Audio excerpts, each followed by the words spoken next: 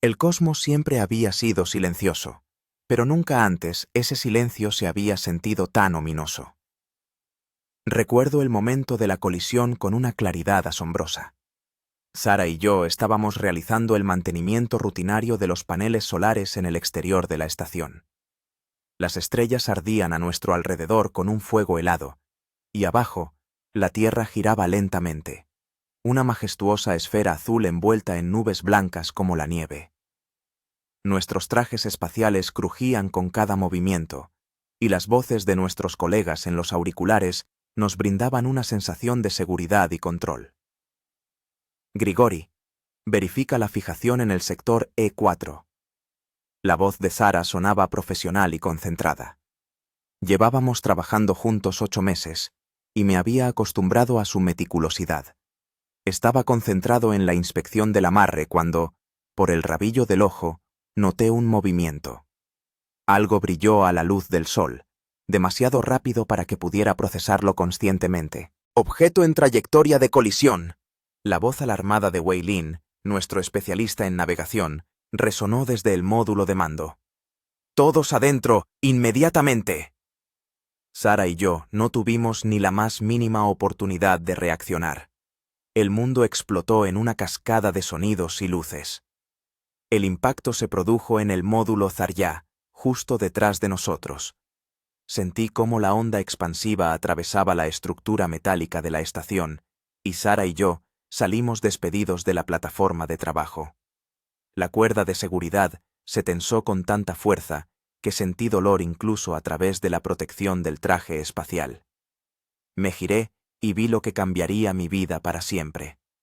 Un enorme boquete se abría en el costado de la estación, arrojando al vacío espacial nubes de aire congelado, restos de equipos y algo rojo, girando en una danza lenta y macabra. Despresurización interna, múltiples daños en los sistemas, escotillas de emergencia activadas. La voz de Marco, nuestro ingeniero de a bordo, se abría paso entre la interferencia y el caos en el sistema de comunicación. Miré a Sara.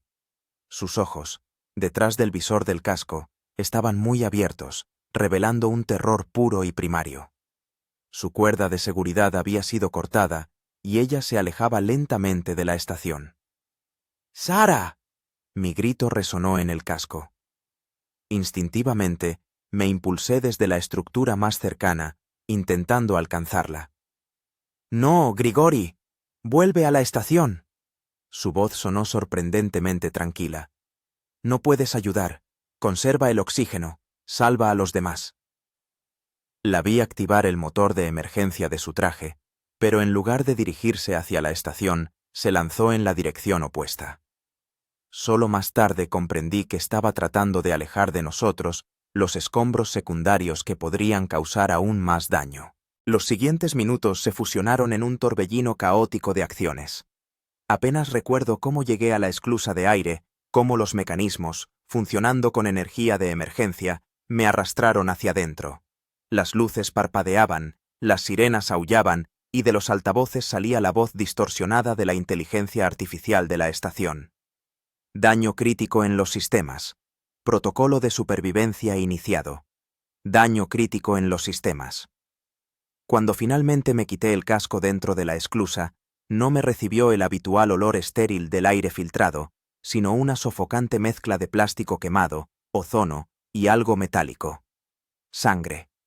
Sentí su sabor en la boca. Debí de morderme el labio durante la colisión. Módulo central. Responda. Repito, módulo central. Responda. Intentaba comunicarme con el centro de mando, pero solo escuchaba estática. La estación, nuestro hogar y fortaleza en medio del despiadado vacío, ahora parecía una bestia herida. Temblaba y gemía, las mamparas metálicas chirriaban, y en alguna parte, a lo lejos, se oía el silbido siniestro de una fuga de aire. Salí del traje espacial y, agarrándome a las barandillas, empecé a avanzar hacia el módulo central. La gravedad estaba alterada. En algunas secciones casi flotaba, en otras sentía una extraña atracción hacia las paredes o el techo. Los sistemas de orientación obviamente habían sido dañados. La primera persona que encontré fue Marco Ricci, nuestro ingeniero italiano. Flotaba en el aire del pasillo central, trabajando febrilmente con una tableta conectada a la consola principal. Grigori, gracias a Dios.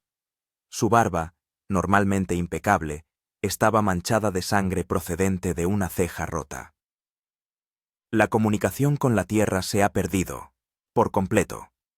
El transmisor principal está destruido, el de reserva no responde. ¿Cuántos quedamos? La pregunta brotó por sí sola, aunque temía escuchar la respuesta. Marco bajó la mirada. 7 confirmados. Wei Lin, Sophie y Jamal estaban en el módulo Zarya durante el impacto. Ellos. No pudimos salvarlos. ¿Zara? Negué con la cabeza, y este simple gesto, en condiciones de gravedad inestable, me hizo dar vueltas como en una pesadilla. ¿El comandante? Pregunté, aferrándome a la última esperanza de orden y estructura. Vivo, pero inconsciente. Sufrió un fuerte golpe en la cabeza durante la colisión. Aida está ahora con él en la enfermería. Llegamos al módulo central, que ahora se parecía más a un campo de batalla que al corazón de la estación espacial. A través de los ojos de buey se veía la Tierra, tan cerca y tan inalcanzable.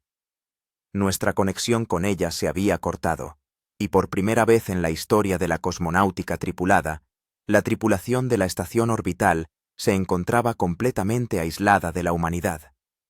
De repente, las luces rojas de emergencia se encendieron y la voz mecánica del sistema de soporte vital pronunció una frase que heló mi sangre. Atención. Daño crítico en el circuito principal del sistema de soporte vital. Tiempo estimado hasta el fallo total. 24 horas. Miré a Marco y vi el reflejo de mi propio horror en sus ojos. Teníamos un día para encontrar una forma de sobrevivir en una caja metálica muerta, a la deriva en el despiadado vacío del espacio. Las primeras horas después de la catástrofe transcurrieron en una actividad febril. La adrenalina nos impulsaba, sin darnos tiempo a asimilar lo sucedido ni a lamentar a los compañeros fallecidos. Actuábamos siguiendo los protocolos de emergencia, que habíamos practicado cientos de veces en la Tierra, pero que nunca contemplaban daños tan catastróficos. Nuestra tripulación de 12 personas se había reducido a 7. Yo, Marco Ricci, ingeniero de a bordo, Aida Núñez, médico de la expedición, Christophe Lemaire, comandante, inconsciente, y Julian Petrescu, especialista en sistemas de soporte vital, Nina Kovalskaya, física, Hideo Tanaka, especialista en comunicaciones. Eso éramos todos los que quedábamos. Nos reunimos en el módulo habitable, el único donde aún se mantenían condiciones aceptables. Las paredes estaban cubiertas de fotografías de familias, recuerdos de la Tierra, pequeños amuletos, todo aquello que nos conectaba con el hogar, que ahora parecía increíblemente lejano. Informe de los sistemas, dije, asumiendo involuntariamente el papel de líder ante la ausencia del comandante. Julian, empieza tú. Julian, el ingeniero rumano de pelo siempre revuelto, tenía un aspecto demacrado. Una vena le palpitaba en la sien, y los dedos que apretaban la tableta temblaban visiblemente. La situación es crítica. Empezó sin rodeos. El circuito principal del sistema de soporte vital está destruido. Hemos perdido el 80% de la potencia de los paneles solares. 3 de los 5 tanques de oxígeno están dañados y vaciándose. El sistema de regeneración de aire funciona a mínima potencia. ¿Cuánto tiempo tenemos?, preguntó Nina, nuestra física y especialista en radiación.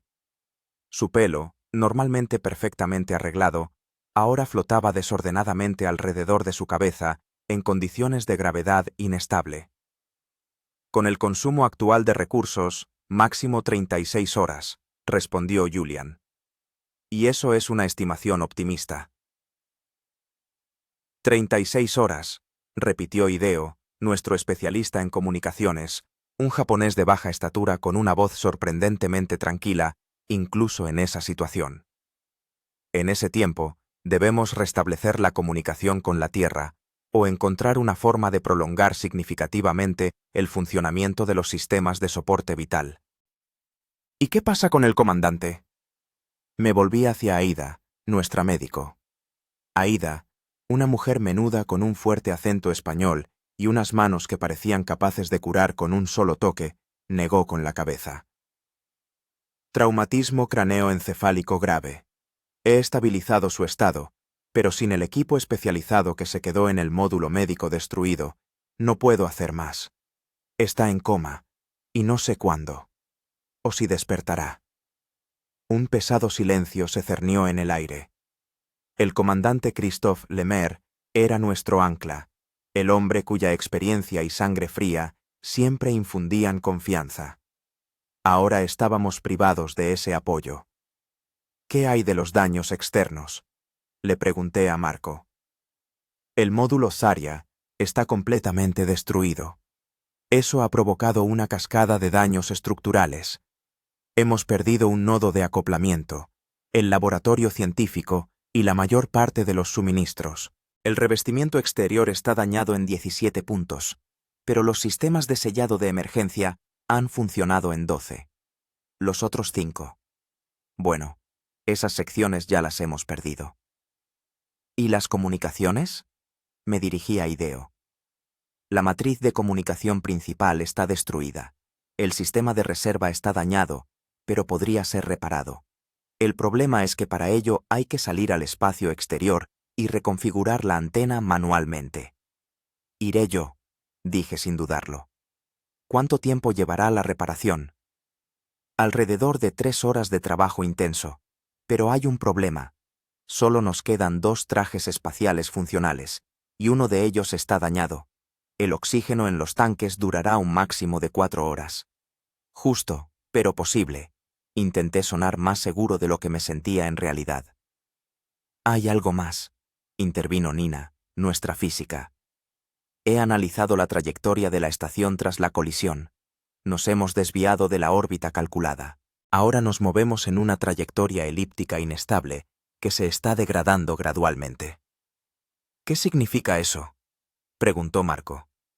Significa que incluso si restablecemos la comunicación y los sistemas de soporte vital, en 5 o 6 días la estación empezará a entrar en las capas superiores de la atmósfera. Sin motores para corregir la órbita, no podremos evitar la caída. Una nueva ola de desesperación nos invadió. Éramos como un barco hundiéndose en medio del océano, pero en lugar de agua, nos rodeaba el implacable vacío del espacio. Un paso a la vez, dije, esforzándome porque mi voz sonara firme. Primero, restablecer la comunicación. Luego resolveremos el problema con el sistema de soporte vital, y después pensaremos en cómo estabilizar la órbita.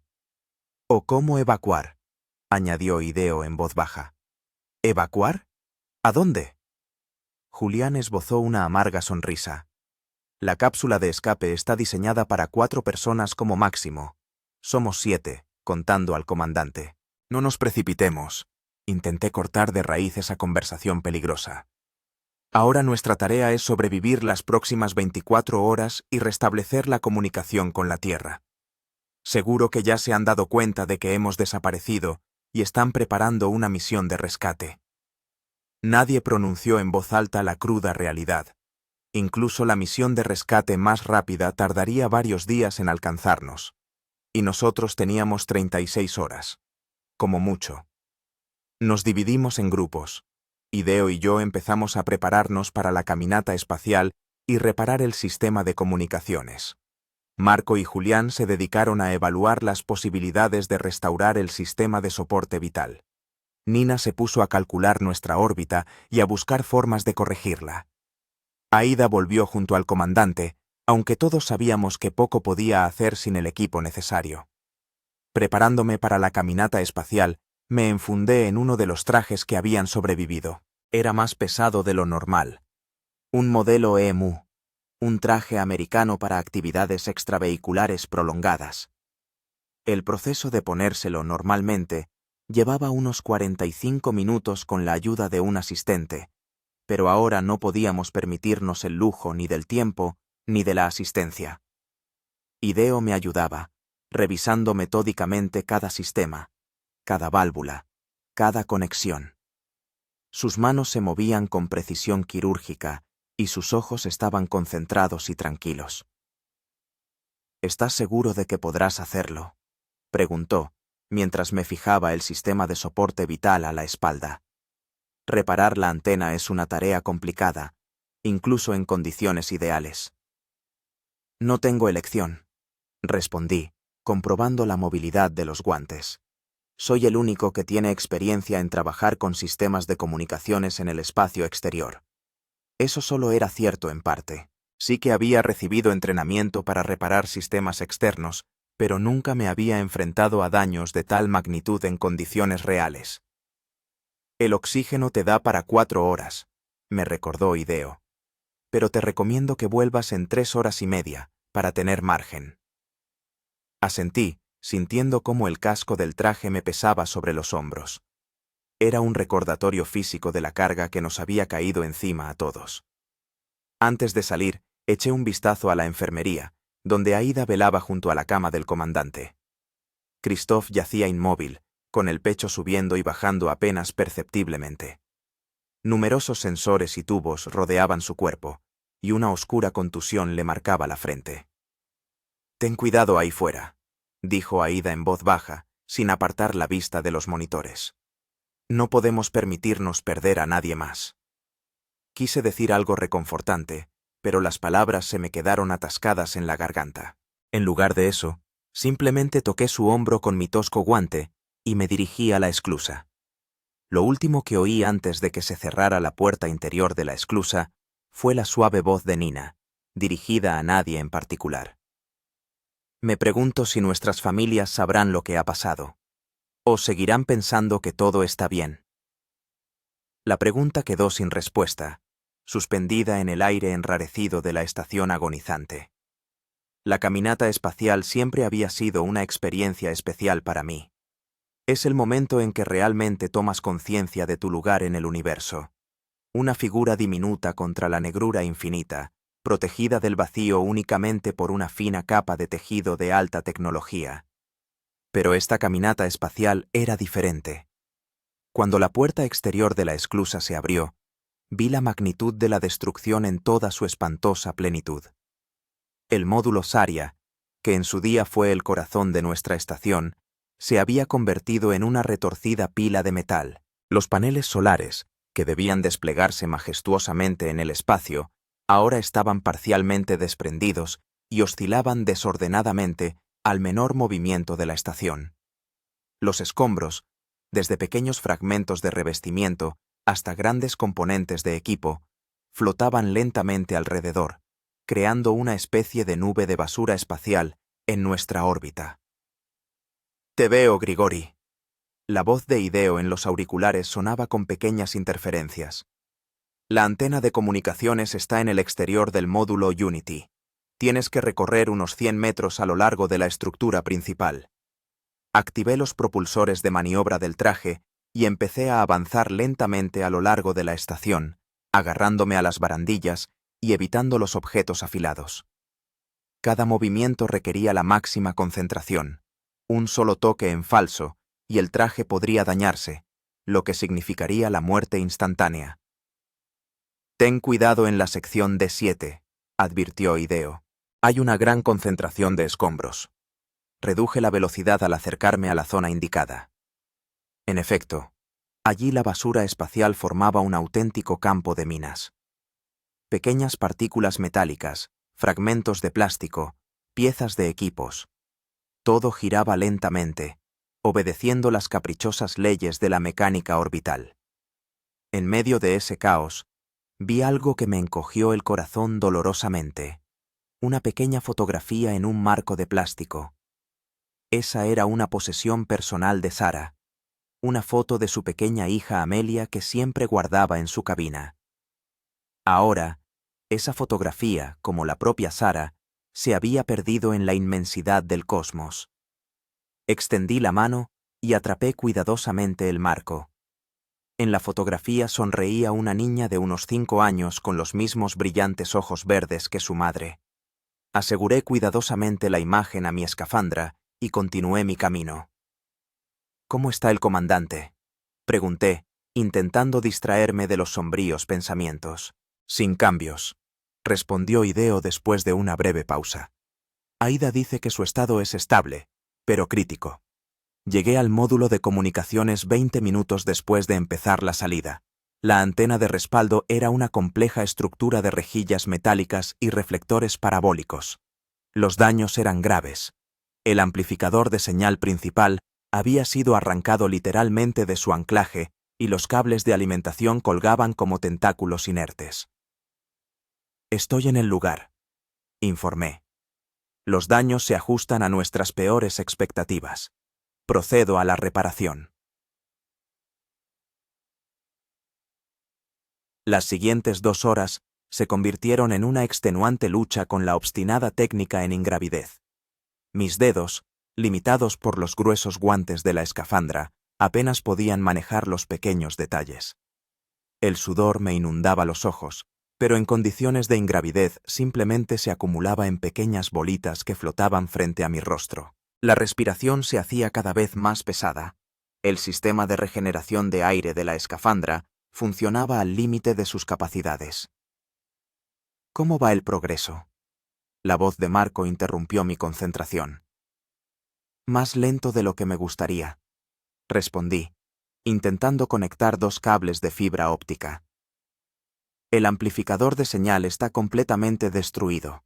Intento crear una vía alternativa a través del sistema secundario. Te queda poco más de 1 hora de oxígeno, recordó Hideo. Si no logras terminar la reparación, tendrás que regresar y continuar más tarde. No. Mi voz sonó más dura de lo que pretendía. Puede que no haya una segunda salida. Tengo que terminar ahora. Continué trabajando, ignorando el creciente cansancio y las señales de advertencia de la escafandra sobre la disminución del nivel de oxígeno. Mis movimientos se volvían cada vez menos precisos y mi respiración más superficial. Los primeros signos de hipoxia comenzaron a manifestarse. Un ligero mareo, visión de túnel, una extraña euforia. Grigori, tus indicadores están empeorando. En la voz de Aida se notaba la alarma. El nivel de oxígeno es críticamente bajo. Regresa inmediatamente. Casi he terminado, murmuré, conectando el último cable al esquema improvisado que había creado a partir de los componentes intactos. Hideo, intenta activar el sistema. Durante unos segundos reinó el silencio en los auriculares, luego se escuchó la excitada voz de Hideo. ¡Hay señal! Débil pero estable. Estamos intentando establecer contacto con la Tierra. Una ola de alivio me inundó, pero inmediatamente fue reemplazada por una nueva ansiedad. El indicador de oxígeno en la pantalla de la escafandra parpadeaba en rojo, mostrando que me quedaban menos de 15 minutos. El camino de regreso a la esclusa tomaba al menos 20. Grigori, regresa inmediatamente. Era la voz de Nina, generalmente tranquila, pero ahora llena de temor manifiesto. Hemos perdido a demasiados. No podemos perderte a ti también. Me impulsé desde la antena y comencé a moverme hacia la esclusa, utilizando impulsos cortos y económicos de los motores de maniobra. Cada inhalación era cada vez más difícil, y mi campo de visión se estrechaba como si estuviera mirando a través de un largo túnel. ¡Hay contacto!, exclamó de repente Hideo. El centro de control de vuelo responde. Están recibiendo nuestras señales. Esta noticia me dio fuerzas. Aceleré el movimiento, ignorando las advertencias sobre el consumo de combustible. La esclusa se acercaba, pero parecía inalcanzablemente lejana. ¿Qué dicen?, pregunté, luchando contra la creciente hipoxia. Ellos saben de nuestra situación. Ya se está preparando una misión de rescate. Una nave Soyuz, con el equipo y los suministros necesarios puede alcanzarnos en 72 horas. 72 horas. Y nos quedaba oxígeno como máximo para 36. Las matemáticas eran despiadadas. Llegué a la esclusa cuando el indicador de oxígeno mostraba 5 minutos. Mis movimientos se volvieron torpes y mi conciencia comenzó a nublarse. A duras penas activé el mecanismo de cierre de la escotilla exterior. «¡Está dentro!», escuché la voz de Marco. Empiezo a presurizar la esclusa. El proceso de presurización parecía interminable. Mi respiración se convirtió en jadeos ásperos y superficiales. Puntos negros bailaban ante mis ojos y mis extremidades se volvieron pesadas y desobedientes. Cuando la escotilla interior finalmente se abrió, literalmente me caí en el corredor de la estación. Unas manos, creo que de Nina y Marco, me agarraron y comenzaron a quitarme el casco. El primer sorbo de aire de la estación me pareció más dulce que todo lo que había inhalado antes, a pesar de su olor a rancio y a electrónica quemada. «Lo has logrado». Nina me ayudaba a salir de la escafandra. «La comunicación se ha restablecido. La Tierra sabe de nuestra situación». «Pero no llegarán a tiempo», dije lo que todos entendían, pero temían decir en voz alta. 72 horas es demasiado tiempo. «Ya encontraremos algo». Marco intentaba sonar optimista, pero en sus ojos se leía la misma comprensión de lo inevitable que a todos nosotros. «Ahora que tenemos comunicación, podemos pedir asesoramiento a especialistas en la Tierra». Me llevaron al módulo habitable, donde Aida me hizo un examen médico rápido. Afortunadamente, solo sufrí una leve hipoxia sin consecuencias a largo plazo. Pero el agotamiento físico era considerable. 3 horas de trabajo intenso en el espacio me habían dejado sin fuerzas. «¿Qué dice la Tierra?», le pregunté a Ideo cuando por fin pude hablar con normalidad. «Están trabajando en una solución», respondió, sin apartar la vista de la consola de comunicación. «Ingenieros de la NASA, Roscosmos y la ESA están reunidos. Están analizando los datos de telemetría que pudimos transmitir». «¿Y qué hay de nuestra órbita?». Nina ha confirmado sus cálculos. Sin corrección, empezaremos a entrar en la atmósfera en 5 o 6 días. Miré al resto de la tripulación. En cada rostro se leía cansancio y miedo, pero también determinación. Éramos profesionales, entrenados para actuar en situaciones extremas, y mientras respirásemos, no íbamos a rendirnos. «¿Qué pasa con el sistema de soporte vital?», me volví hacia Julián. «Marco y yo hemos podido redirigir los recursos restantes al módulo habitable y al laboratorio científico. Hemos sellado y desconectado el resto de las secciones de la estación. Esto nos ha permitido ganar algo de tiempo. Ahora tenemos unas 40 horas de aire». «Aún no es suficiente», dijo Nina en voz baja. «Pero nos da más tiempo para buscar una solución», replicó Marco. «Además, la Tierra ha propuesto varias opciones. Una de ellas es utilizar los motores de la nave de carga Progress acoplada para corregir la órbita». «Pero el Progress está dañado por la colisión», recordó Julián.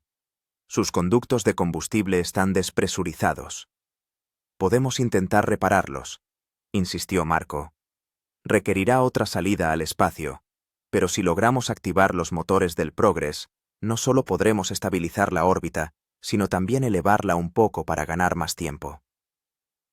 Miré el traje espacial del que acababa de salir. Una segunda salida significaba un riesgo aún mayor, especialmente teniendo en cuenta mi estado y los recursos limitados. Pero no había alternativa. «Yo iré», dije, intentando levantarme. La habitación giró inmediatamente ante mis ojos y me vi obligado a volver a sentarme. «No», dijo Aida con firmeza. «No estás en condiciones de realizar otra salida. Necesitas descansar». «Entonces iré yo», propuso Marco inesperadamente. «Tengo experiencia trabajando con sistemas de propulsión». «Es demasiado peligroso», objetó Julián. «El combustible del Progress es héptilo, altamente tóxico. La más mínima fuga al reparar los conductos». «No tenemos elección», lo interrumpió Marco. «Sin la corrección de la órbita, moriremos de todos modos, ya sea por falta de oxígeno o al entrar en la atmósfera». Un pesado silencio se cernió en el aire.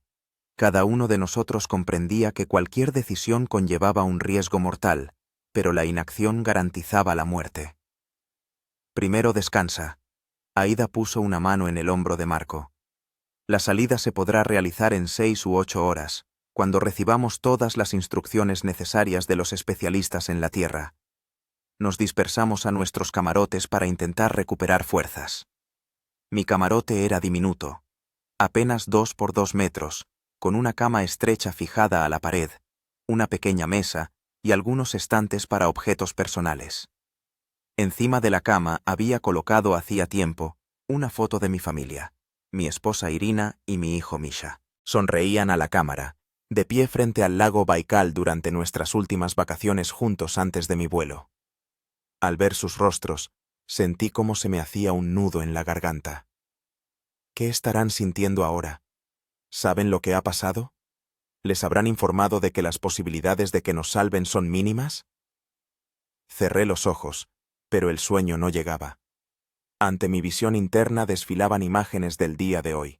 La estación destrozada, los escombros a la deriva en el vacío, la fotografía de la hija de Sara, el cuerpo sin vida del comandante Christoph.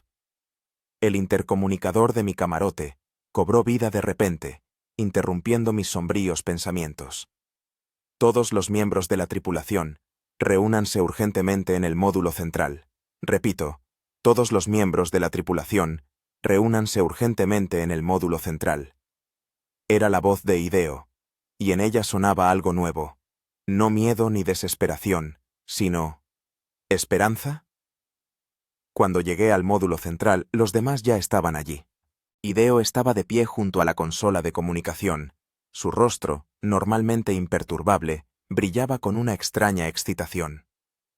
Junto a él, Nina y Julián estaban inclinados sobre una tableta, discutiendo animadamente algunos datos.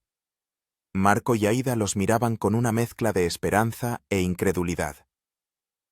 ¿Qué está pasando?, pregunté, intentando comprender la causa de la repentina vivacidad. Tenemos un plan, respondió Hideo, volviéndose hacia mí. Los especialistas en la Tierra han propuesto una solución que puede darnos una oportunidad. ¿Qué plan? Me acerqué, sintiendo cómo una chispa de esperanza se encendía en mi pecho. La Estación Espacial China Tiangong 3, explicó Hideo. Está en órbita a solo 300 kilómetros de nosotros. ¿Y qué? Si podemos usar el combustible que queda en los motores de orientación de nuestra estación, podríamos intentar acercarnos a la Tiangong y trasladarnos a ella. Lo miré con incredulidad. Lo que proponía sonaba más a guión de película de ciencia ficción que a un plan de rescate real. Es imposible, dije. Nuestra estación no está diseñada para esas maniobras. No podemos simplemente volar hacia otra estación. No exactamente, interrumpió Nina, mostrándome cálculos en una tableta. Si usamos todo el combustible restante en los motores de maniobra y calculamos correctamente los impulsos, podemos alterar nuestra órbita lo suficiente como para estar a 50 metros de la Tiangong en 28 horas.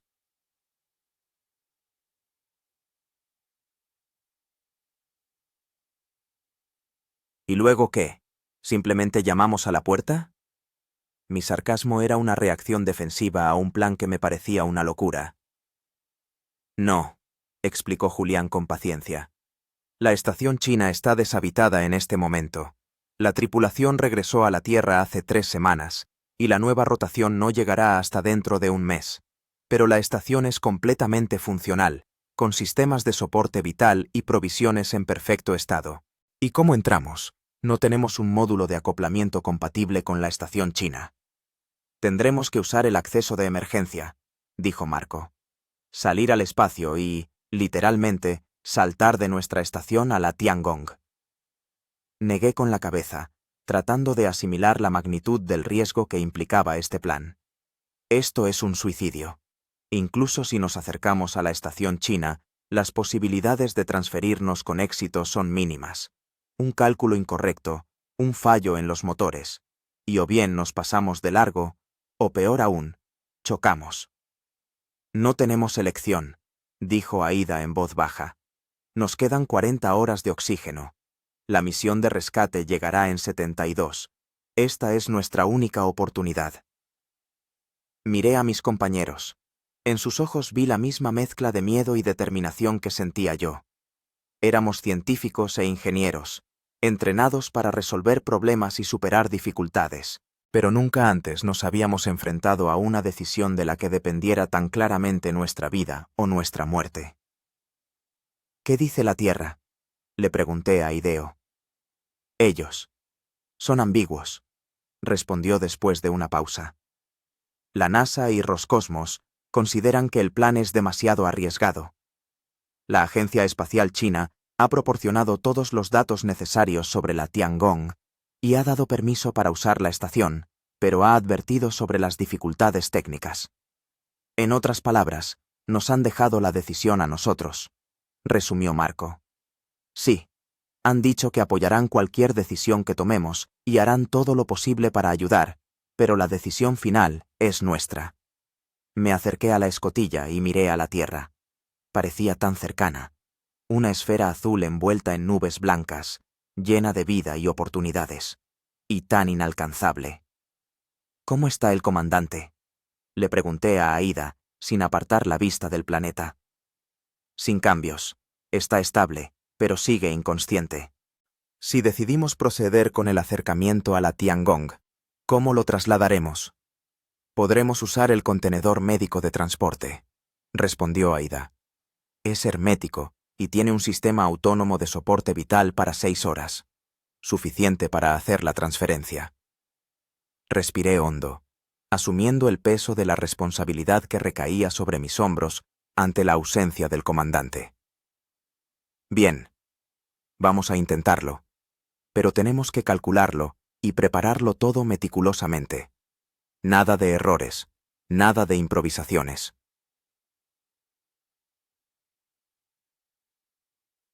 Las siguientes horas se convirtieron en una preparación febril.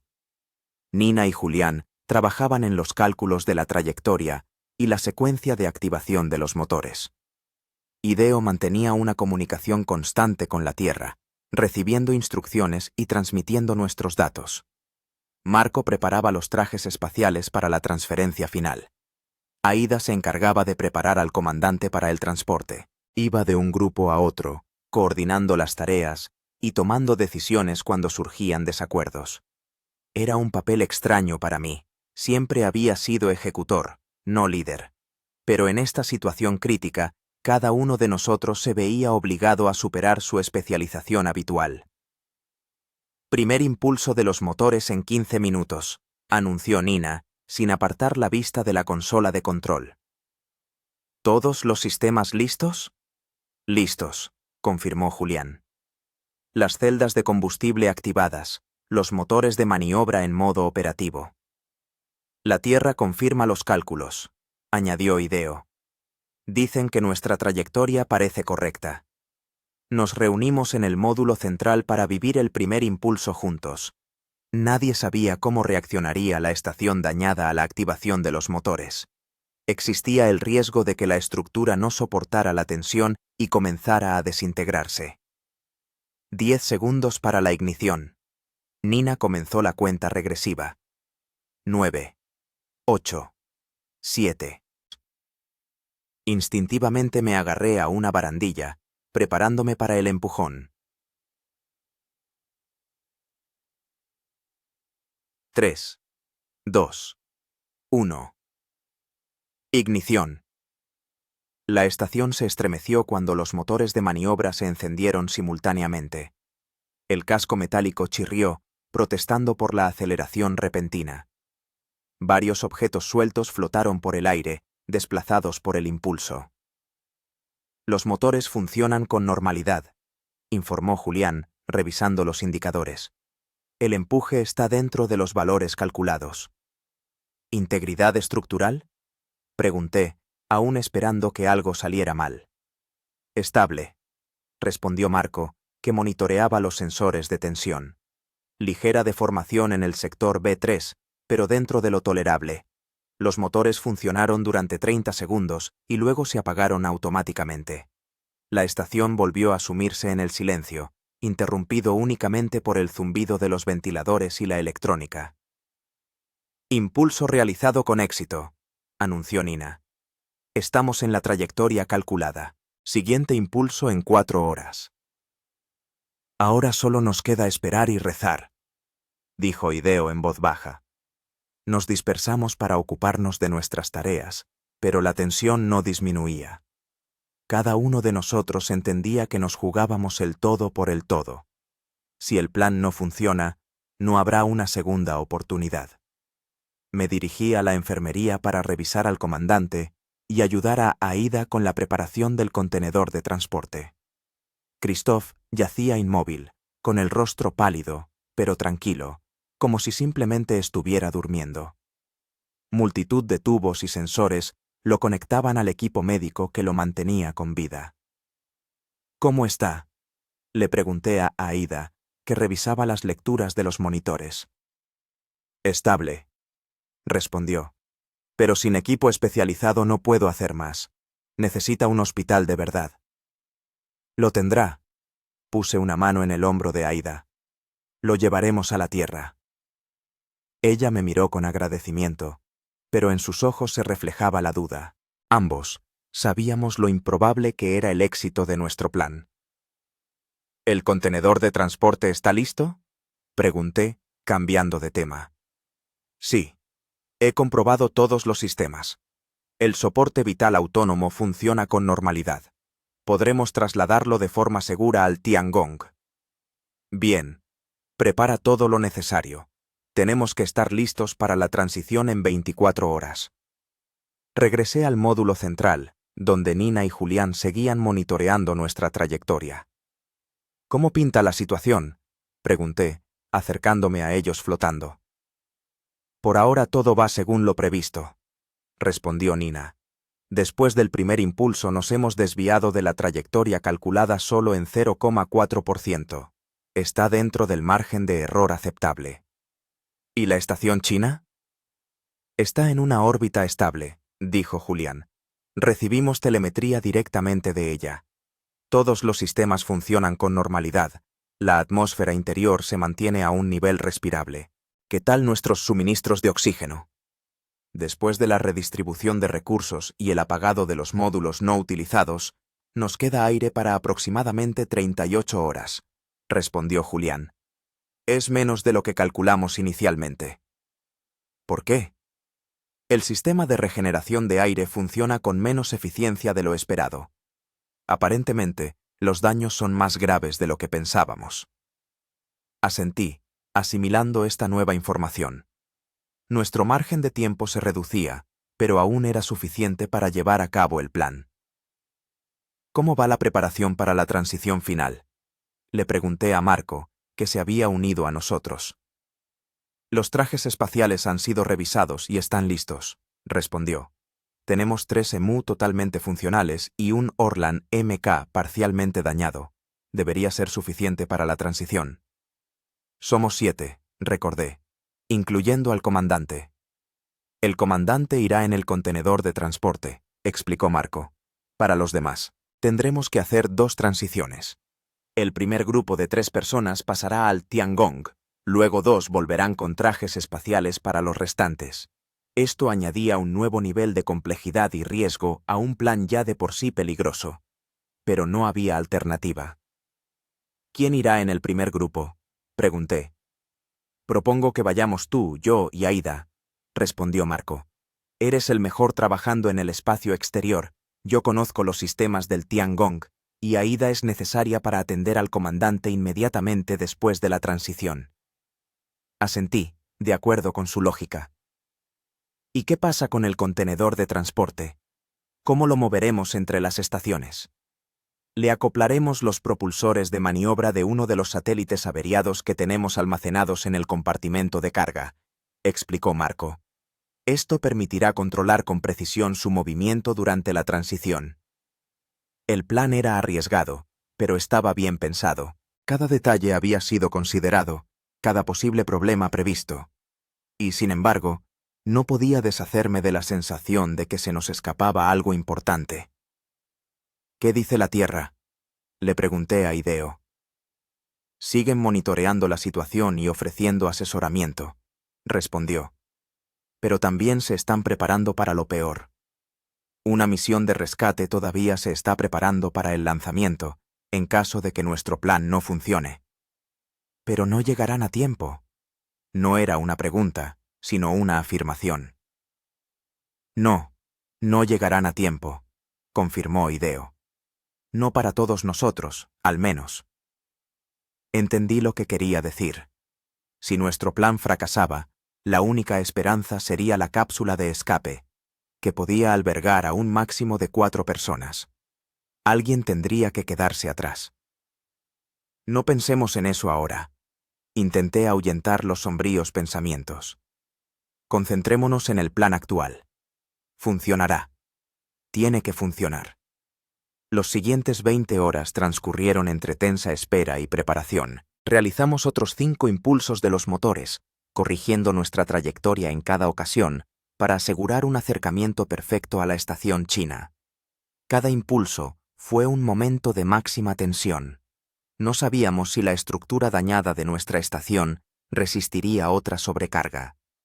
Las reservas de oxígeno seguían disminuyendo más rápido de lo que habíamos previsto. El sistema de regeneración de aire funcionaba al límite de su capacidad, pero no era suficiente. Empezábamos a sentir los primeros síntomas de hipoxia, un ligero mareo, dificultad para pensar, mayor fatiga. Acercamiento final en 2 horas, anunció Nina tras el 6º impulso. Estamos en la trayectoria calculada con un margen de error de menos del 0,2%. ¿Contacto visual?, pregunté, acercándome a la escotilla. Aún no, respondió Julian, pero los radares detectan un objeto a la distancia prevista. Es, sin duda, la Tiangong. Comenzamos la preparación final para el traslado. Marco, Aida y yo nos enfundamos los trajes espaciales, revisando cada sistema, cada válvula, cada conexión. El comandante Christoph fue cuidadosamente colocado en el contenedor de transporte, conectando todos los sistemas de soporte vital necesarios. ¡Contacto visual!, exclamó de repente Hideo, mirando por la escotilla. ¡Veo la Tiangong! Todos nos apresuramos a las escotillas. A lo lejos, apenas distinguible contra el fondo negro del espacio, se veía un punto brillante que gradualmente tomaba la forma de una estación espacial.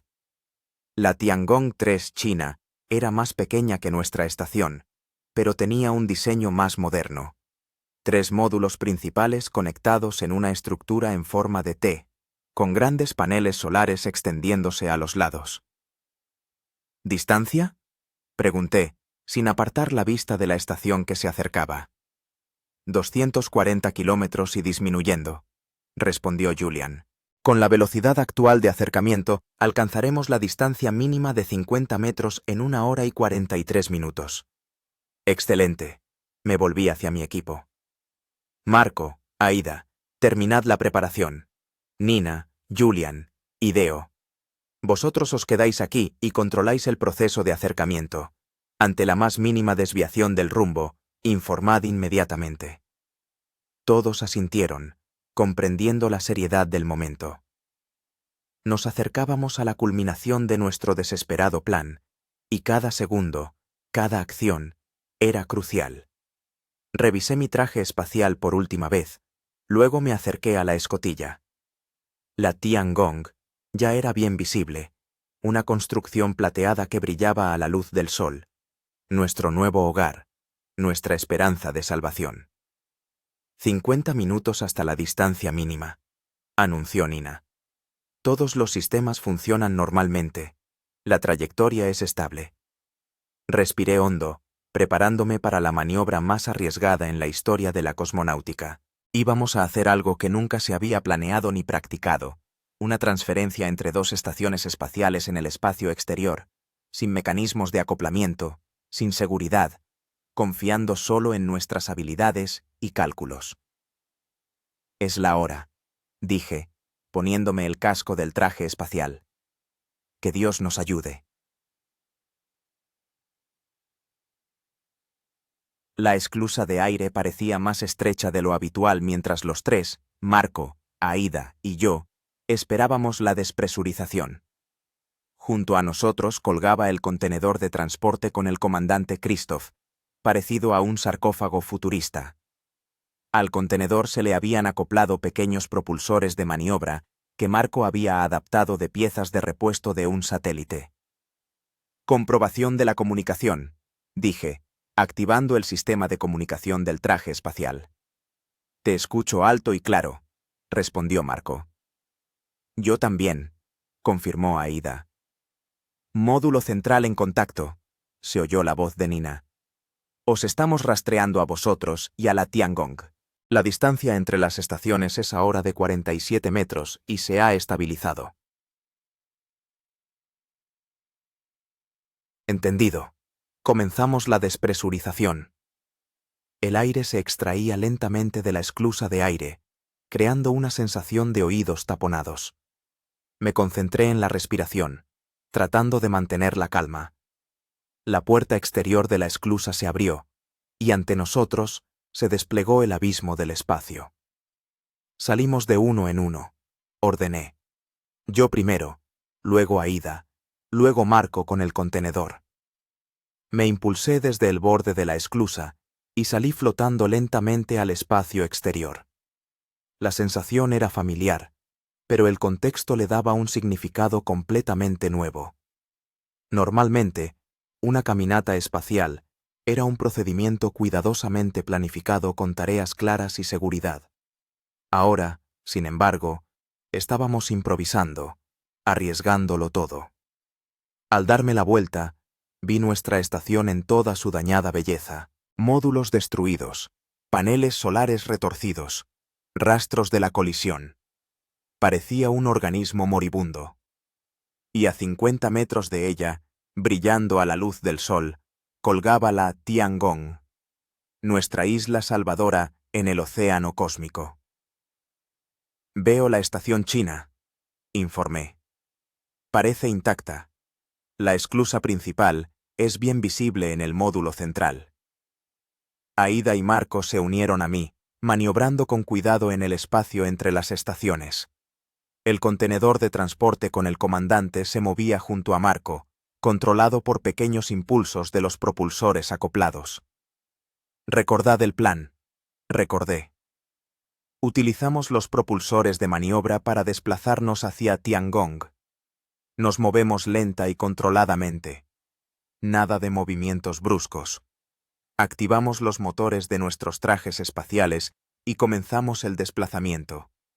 50 metros en el espacio son, a la vez, muy poco y una inmensidad, sin puntos de referencia, sin sensación de arriba o abajo, sin la resistencia del aire, el movimiento se convertía en una experiencia surrealista. Me muevo con normalidad, informó Aida. El consumo de combustible está dentro de los parámetros normales. El contenedor está estable, añadió Marco. Los sistemas de soporte vital del comandante funcionan correctamente. Habíamos recorrido aproximadamente la mitad de la distancia cuando noté que nuestra estación de origen comenzaba a girar lentamente. Nina, ¿qué le pasa a la estación?, pregunté, preocupado por el movimiento inesperado. Parece una inestabilidad en los giroscopios, respondió ella con alarma en la voz. La estación está perdiendo la orientación. Estamos intentando estabilizarla, pero los sistemas no responden como deberían. ¿Esto afectará a vuestra capacidad de regresar por los demás? La voz de Aida reflejaba inquietud. Aún no lo sabemos, respondí. Concentrémonos en la tarea actual. Sigamos hacia la Tiangong. Continuamos nuestra lenta deriva hacia la estación china. Con cada metro, se hacía más grande. Los detalles de su construcción, más nítidos. Podía distinguir los caracteres chinos en el casco, los paneles solares orientados al sol, las antenas y los sensores que cubrían la superficie. 20 metros hasta el objetivo, informó Marco. Todo va según lo previsto. De repente, mi traje espacial se sacudió violentamente y sentí que comenzaba a girar sobre mi propio eje. ¿Qué ocurre?, exclamó Aida al notar mi movimiento incontrolado. Parece un fallo en el sistema de propulsores de maniobra, Intentaba estabilizar mi posición, pero sin éxito. No puedo detener la rotación. «Usa el control manual», gritó Marco. «Desactiva el sistema automático y cambia a las válvulas mecánicas». A tientas, encontré el interruptor en el cinturón del traje espacial y activé el control manual. Era un sistema arcaico, diseñado para casos de emergencia. En lugar del control computarizado de los motores, utilizaba una conexión mecánica directa con las válvulas de suministro de gas. «Lo conseguí», informé con alivio cuando la rotación disminuyó. «Retomo el control. Continuamos el movimiento». Este incidente nos recordó lo precaria que era nuestra situación. El más mínimo fallo en el equipo podía costarnos la vida. Dependíamos por completo de tecnologías que nunca se habían diseñado para lo que estábamos intentando hacer. 10 metros hasta el objetivo, informó Marco. Veo la esclusa. Parece funcional. La estación china ahora llenaba todo el campo de visión. Su masiva estructura se cernía sobre nosotros, creando una extraña sensación de verticalidad en el espacio sin aire. 5 metros, continuó el conteo Marco. Reducimos la velocidad para la aproximación final. Activamos los propulsores de frenado, disminuyendo la velocidad. Ahora prácticamente estábamos suspendidos frente a la esclusa de la Tiangong, separados solo por unos pocos metros de vacío. «Llego a la esclusa», informé, extendiendo la mano hacia una barandilla junto a la puerta exterior. Mis dedos se cerraron alrededor del tubo metálico y sentí un extraño alivio ante este simple contacto físico. «Asegurado. Aida, Marco, acercaos uno por uno». Aida se acercó a continuación, maniobrando con cuidado en la ingravidez. Le extendí la mano, ayudándola a estabilizarse junto a la esclusa. «Estoy en posición», confirmó. «Marco, te toca». Marco llevó el contenedor con el comandante hasta la esclusa y luego se aseguró él mismo junto a nosotros. «Todos en posición», informó. «Procedemos a la apertura de la esclusa». La esclusa china tenía un diseño internacional estándar, lo cual fue un enorme alivio. A pesar de las diferencias políticas en la Tierra, los ingenieros de las agencias espaciales siempre habían buscado la compatibilidad de los sistemas. Precisamente, eso podía salvarnos la vida en este momento. Marco, como especialista en los sistemas de la Tiangong, comenzó a activar el panel de control exterior de la esclusa. «Introduzco el código de acceso de emergencia proporcionado por la Agencia Espacial China», informó, tecleando una combinación en el teclado. El sistema debería reconocerlo como una orden de apertura de emergencia. Durante unos segundos no pasó nada, y sentí que mi corazón comenzaba a latir más rápido. ¿Y si el código era incorrecto? ¿Y si los sistemas de la estación no reaccionaban? Entonces, un indicador en el panel se iluminó en verde, y la masiva puerta exterior de la esclusa comenzó a abrirse lentamente. «¡Lo tenemos!», exclamó Marco. «Esclusa activada. Entramos uno por uno». Entré primero. Luego ayudé a Aida a introducir el contenedor de transporte con el comandante. Marco entró el último y activó el cierre de la puerta exterior. La cámara de la esclusa de la Tiangong era más espaciosa que la de nuestra estación, con un diseño más moderno y sistemas de seguridad adicionales. Cuando la puerta exterior se cerró por completo, Marco activó el proceso de presurización. «Presurización iniciada», informó. «Los sistemas de la estación funcionan con normalidad. La atmósfera está llenando la esclusa». Observamos cómo el indicador de presión subía lentamente. Cuando llegó al número 1, la puerta interior de la esclusa se desbloqueó automáticamente. «Presión ecualizada», dijo Marco. «Podemos quitarnos los cascos». Con cuidado, desconecté y me quité el casco de mi traje espacial. La primera bocanada de aire de la estación china fue deliciosa. Limpio, fresco, sin el olor a electrónica quemada que nos había atormentado en nuestra agonizante estación. «Lo hemos logrado», susurró Aida, también quitándose el casco. Sus ojos brillaban por las lágrimas de alivio. De verdad que lo hemos logrado. La primera parte del plan está cumplida, recordé. Ahora tenemos que volver a por los demás. Abrimos la puerta interior de la esclusa y entramos en el corredor principal de la Tiangong. La estación estaba sumida en penumbra. Solo funcionaba la iluminación de emergencia, creando una atmósfera extraña, casi fantasmal. Pero lo importante era que aquí había una atmósfera normal, sistemas de soporte vital en funcionamiento y, lo más importante, seguridad frente al despiadado vacío del espacio. Aida, busca la enfermería y ocúpate del comandante. Ordené. Marco, revisa los sistemas de la estación y activa la iluminación principal. Yo me pondré en contacto con nuestra estación e informaré de que estamos aquí. Aida se dirigió de inmediato hacia el interior de la estación, empujando delante de sí el contenedor de transporte con el comandante. Marco se acercó a la consola de control principal y comenzó a introducir comandos. Yo activé el sistema de comunicación de la Tiangong y sintonicé la frecuencia al canal de nuestra estación. Nina, Julián, Ideo, soy Gregorio.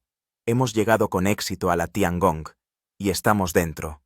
Los sistemas de la estación funcionan normalmente. Nos preparamos para regresar a por vosotros.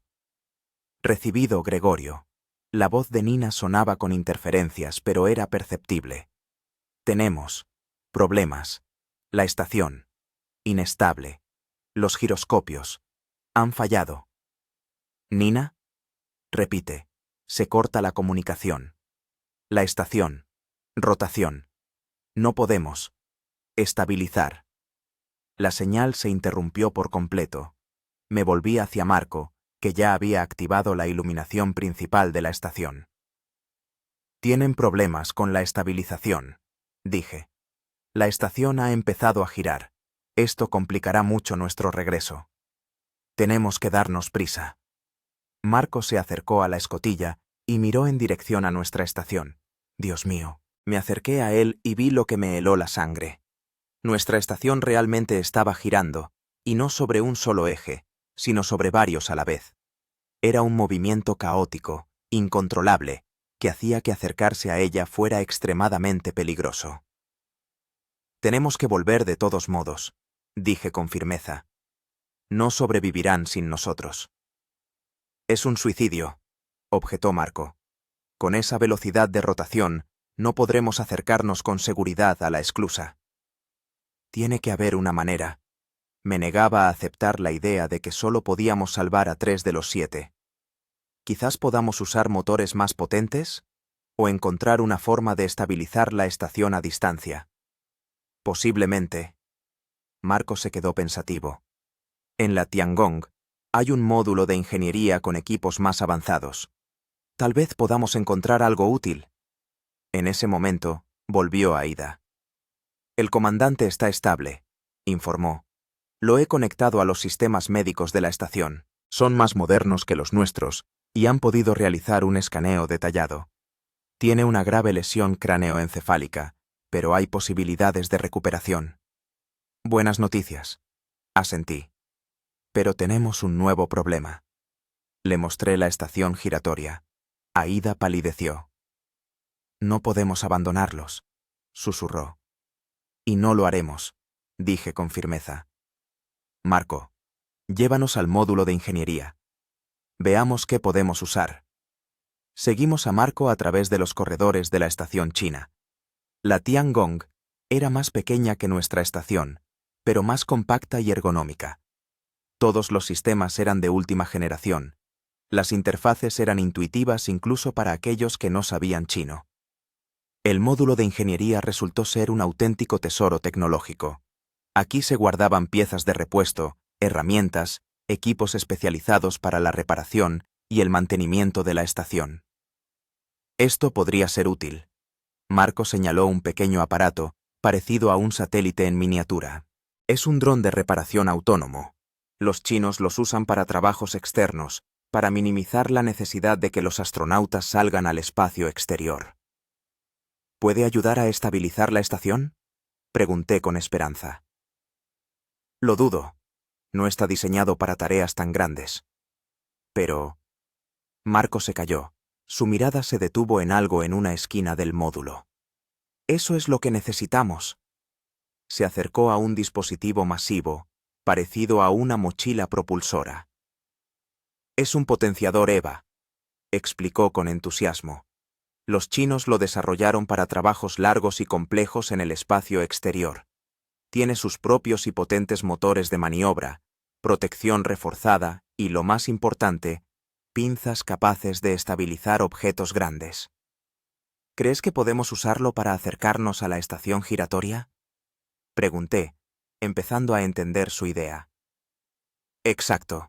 Con este dispositivo podremos sincronizar nuestro movimiento con la rotación de la estación, aferrarnos a su estructura y, al menos, estabilizarla parcialmente para posibilitar la evacuación del resto. Pero está diseñado para una sola persona, apuntó Aida. ¿Quién irá? Miré a Marco, luego a Aida. La decisión era obvia. Iré yo, dije. Soy el que tiene más experiencia trabajando en el espacio exterior. Marco es necesario aquí para operar los sistemas del Tiangong. Aida debe quedarse con el comandante. Es demasiado peligroso, objetó Aida. La probabilidad de éxito es mínima. No tenemos elección. Me acerqué al propulsor EVA y empecé a estudiar su diseño. Marco, ¿puedes enseñarme a usar este dispositivo? Los principios básicos son similares a nuestros sistemas, asintió él, pero necesitarás tiempo para familiarizarte con él. No tenemos tiempo. Revisé los indicadores de mi traje espacial. El oxígeno en mi tanque está casi agotado. Hay que recargarlo y salir cuanto antes. La siguiente hora transcurrió en una preparación frenética. Marco me daba instrucciones sobre el uso del propulsor EVA chino, mientras Aida recargaba los tanques de oxígeno de mi traje espacial. También preparamos 2 trajes espaciales adicionales que debía llevar a nuestra estación para evacuar al resto de la tripulación. Recuerda, lo principal es sincronizar tu rotación con la rotación de la estación, repetía Marco mientras me enfundaba el traje. El propulsor tiene un sistema de estabilización automática, pero está diseñado para condiciones normales, no para una rotación caótica. Entendido. Revisé todos los sistemas del traje y del propulsor. En cuanto alcance la estación y la estabilice, me pondré en contacto con vosotros. Estad preparados para recibir al resto. Te vigilaremos a través de la telemetría del propulsor, dijo Marco, y estaremos en contacto constante. Aida se acercó a mí y me abrazó con fuerza, en la medida en que era posible a través del voluminoso traje espacial. Regresa, dijo simplemente. Con todos. Asentí y me dirigí a la esclusa. 2 trajes espaciales adicionales estaban sujetos al exterior del propulsor, creando una carga adicional, pero los potentes motores deberían ser capaces de soportarla. La esclusa del Tiangong se abrió y volví a encontrarme en el silencio del cosmos. Al activar el propulsor EVA, sentí como sus potentes motores me daban un empujón, dirigiéndome hacia nuestra estación rotatoria. Comienzo el movimiento hacia el objetivo, informé por radio. Tiempo estimado de llegada, 7 minutos. Recibido, respondió Marco. Te estamos rastreando. Ten cuidado. A medida que me acercaba a la estación, podía apreciar mejor la magnitud del problema. La rotación era aún más caótica de lo que parecía desde lejos. La estación daba tumbos en el espacio como un juguete roto, reflejando periódicamente la luz del sol con sus paneles, creando un extraño efecto estroboscópico. Veo el objetivo, informé al acercarme a la estación. La rotación se intensifica. Parece que los giroscopios han fallado por completo. ¿Puedes identificar la ubicación de la esclusa?, preguntó Marco. Escudriñé la estructura giratoria, tratando de identificar el módulo de la esclusa. La veo, pero aparece y desaparece del campo de visión debido a la rotación. Va a ser más complicado de lo que pensábamos. Activé el sistema de estabilización automática del propulsor y comencé a sincronizar mi movimiento con la rotación de la estación. Era como intentar atrapar una rueda giratoria. Requería predecir su movimiento y moverse a la misma velocidad y por la misma trayectoria. Comienzo la sincronización, informé, sintiendo cómo el propulsor corregía mi posición con breves impulsos de los motores. El sistema está funcionando al límite de su capacidad. Me acercaba a la estación siguiendo una trayectoria en espiral, igualando gradualmente mi rotación con su movimiento. Era como una extraña danza en la ingravidez. Giraba junto con la estación, reduciendo gradualmente la distancia. 10 metros hasta el objetivo, informé cuando la estación llenó todo el campo de visión, preparándome para la captura. Activé los agarres mecánicos del propulsor. 2 manipuladores, parecidos a brazos de robot, se extendieron hacia adelante, listos para aferrarse a la estructura de la estación. 5 metros. 3. 1. En el último momento, vi que la trayectoria de la estación había cambiado repentinamente, quizás debido a un desplazamiento interno de la masa o a una fuga de gas de los sistemas dañados. Intenté corregir mi posición, pero ya era demasiado tarde. El impacto fue fuerte, pero no catastrófico. Me estrellé contra el lateral de la estación, lejos de la esclusa. Uno de los agarres del propulsor logró engancharse a la estructura exterior, pero el segundo falló. ¡Contacto!, exclamé, sintiendo cómo me sacudían junto con la estación. Captura parcial, intentando estabilizarme. Ahora giraba junto con la estación, sujeto a ella por un solo agarre. Era como una montaña rusa en la ingravidez. Me lanzaban de un lado a otro. Las fuerzas G me aplastaban contra el traje espacial o intentaban arrancarme de él. «Grigori, ¿estás bien?». La voz de Marco sonaba preocupada. «Vivo», jadeé, tratando de activar el segundo agarre. Pero la situación es complicada. Estoy en el exterior de la estación, lejos de la esclusa. Miré a mi alrededor, intentando orientarme. La rotación se había ralentizado un poco después de mi agarre. La masa del propulsor y mi cuerpo ofrecían resistencia adicional. Era una buena señal. «Veo la esclusa», informé al divisar la estructura característica a unos 100 metros de mí, «pero necesito desplazarme a lo largo de la estación para alcanzarla». «Ten cuidado», me advirtió Marco. «Si sueltas el agarre, podrías salir despedido de la estación». «Entendido. Usaré los pasamanos y la estructura de celosía para desplazarme». Comencé un movimiento lento y metódico a lo largo de la estructura exterior de la estación. Era como escalar en condiciones de gravedad cambiante. A veces me aplastaba contra la superficie de la estación, otras veces casi me arrancaba de ella. Cada movimiento requería cálculo y precisión. «¿Cómo están los nuestros?», pregunté, después de haber recorrido aproximadamente un tercio del camino hacia la esclusa. «Nina informa que les quedan menos de 10 horas de oxígeno», respondió Marco. «Los sistemas de soporte vital se están degradando más rápido de lo esperado». Eso me impulsó a acelerar el ritmo, a pesar del riesgo. Empecé a moverme más rápido, utilizando breves impulsos de los motores del propulsor para ayudarme.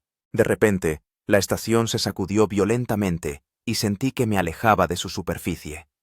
Instintivamente, me agarré al pasamanos más cercano, pero se desprendió de su anclaje, dejándome a la deriva a varios metros de la estación. «¡Mierda!», exclamé, activando los motores del propulsor a máxima potencia. «He perdido el contacto con la estación. Intento volver». Dirigí el propulsor de vuelta hacia la estación, pero su rotación complicaba la tarea. Cada vez que me acercaba, la parte de la estructura que necesitaba quedaba fuera de mi alcance. «Utiliza los ganchos a distancia», me aconsejó Marco. «El propulsor debe tener una función de agarre remoto». Encontré el control correspondiente en el panel del propulsor y lo activé. Los ganchos se extendieron hacia adelante hasta su máxima longitud, listos para agarrar cualquier estructura adecuada. «¡Lo tengo!», exclamé cuando uno de los ganchos se enganchó a un panel solar de la estación. Restableciendo el contacto. «¡Oh!». Me arrastré de vuelta hacia la estación y continué mi avance hacia la esclusa. Ahora era más cuidadoso, manteniendo siempre al menos 3 puntos de contacto con la estructura. Veo la esclusa, informé después de 20 minutos de extenuante desplazamiento. Parece funcional. Excelente, respondió Marco. En cuanto llegues a la esclusa, intenta estabilizar la rotación de la estación.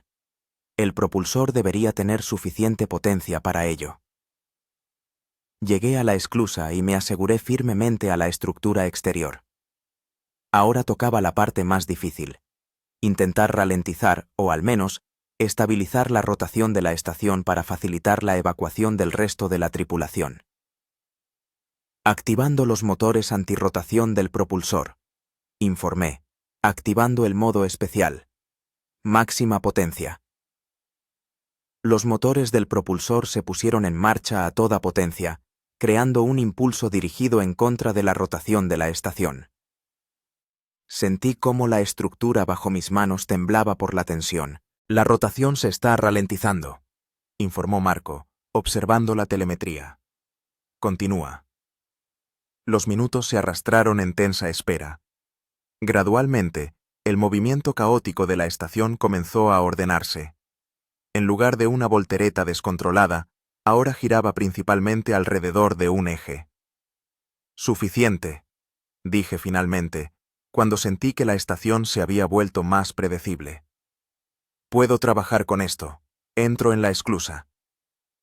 Activé el panel de control externo de la esclusa y la puerta se abrió lentamente. Dentro estaba oscuro. La iluminación de emergencia funcionaba a mínima potencia. Estoy dentro, informé, cerrando la puerta exterior de la esclusa tras de mí. Comenzando el presurizado. El proceso de presurización de la esclusa tardó más de lo habitual. Los sistemas de la estación funcionaban con energía de reserva. Cuando la presión se igualó, abrí la puerta interior y entré en el corredor de la estación. ¿Nina? ¿Julián? ¿Ideo? Llamé, avanzando hacia el módulo central. ¡Gregorio! La voz de Nina sonaba débil, pero perceptible. Estamos aquí, en el módulo habitable. Seguí la voz y encontré a los 3 miembros restantes de la tripulación en el compartimento habitable. Parecían exhaustos, rostros pálidos, ojeras profundas, respiración dificultosa. La falta de oxígeno ya estaba empezando a afectarlos. He traído trajes espaciales, dije, señalando los 2 EMU acoplados al propulsor. Debemos evacuar inmediatamente. Pero somos 3, observó Ideo, mirando los trajes. Lo sé, asentí. 2 se pondrán los trajes. El tercero vendrá conmigo en el propulsor. Tiene una cápsula hermética para la evacuación de emergencia. No era del todo cierto. La cápsula del propulsor no estaba destinada a transportar a una persona adicional, pero no veía otra salida. Yo iré contigo, dijo Ideo. Soy el más ligero. Eso dará más posibilidades de éxito. Asentí, aceptando su lógica, aceptando su... Nina, Julián, pónganse los trajes espaciales. Los ayudaré. El proceso de ponerse los trajes llevó más tiempo de lo habitual. Los 3 estaban debilitados por la falta de oxígeno y se movían lentamente, con dificultad. Pero, por fin, estaban listos. Este es el plan, expliqué cuando todos se reunieron en la esclusa. Saldremos juntos. Nina y Julian usarán los propulsores de sus trajes espaciales para llegar al Tiangong. Ideo vendrá conmigo en el amplificador. Yo controlaré nuestro movimiento. ¿Y qué pasa con la estación?, preguntó Julian. Todos nuestros datos, muestras, resultados de los experimentos. Todo se ha perdido, dije con firmeza. Ahora solo importan nuestras vidas. Entramos en la esclusa y comenzamos el proceso de descompresión. Ayudé a Ideo a entrar en la cápsula de emergencia del amplificador, un espacio estrecho, apenas suficiente para una persona y mucho menos para 2. Estarás apretado, advertí, activando el sellado de la cápsula. Pero serán solo unos minutos. Cuando la puerta exterior de la esclusa se abrió, ante nosotros se presentó una imagen majestuosa y a la vez espantosa. Nuestra estación moribunda giraba lentamente contra el telón de fondo del cielo estrellado, y a 50 metros de distancia brillaba el Tiangong, nuestra isla salvadora. «Adelante», ordené. «Manténganse juntos y muévanse lentamente». Nina y Julian activaron los propulsores de sus trajes espaciales y comenzaron a moverse hacia la estación china. Encendí el amplificador y los seguí, controlando cada movimiento con extrema precaución. El peso adicional de Hideo en la cápsula cambiaba significativamente el equilibrio del dispositivo. «¿Cómo estás, Hideo?», pregunté a través del intercomunicador de la cápsula. «Vivo», respondió él brevemente. «Hay poco oxígeno, pero debería ser suficiente». Avanzamos lentamente hacia el Tiangong, manteniendo un grupo compacto. Nina y Julian se mantuvieron cerca de mí. Sus movimientos eran inseguros debido al cansancio y a la falta de experiencia en el espacio exterior. 20 metros hasta el objetivo, informé cuando el Tiangong se hizo claramente visible. Todo va según lo planeado. En ese momento, noté que nuestra estación de origen comenzaba a moverse de manera extraña. Su rotación, que había estabilizado parcialmente, volvió a ser caótica y comenzó a acercarse a nosotros. «¡Atención!», grité. «La estación está cambiando de trayectoria. ¡Aceleremos!». Aumentamos la velocidad, tratando de alcanzar el Tiangong antes de que la estación inestable nos alcanzara. Era como una versión espacial de escapar de una avalancha, lenta, pero implacable. 10 metros hasta el objetivo. Informé constantemente la distancia para mantener la moral del grupo. 5, 3. Nina llegó primero a la esclusa del Tiangong, agarrándose a una barandilla con visible alivio. Julian la siguió unos segundos después. «Estamos en su sitio», informó Nina, activando la esclusa.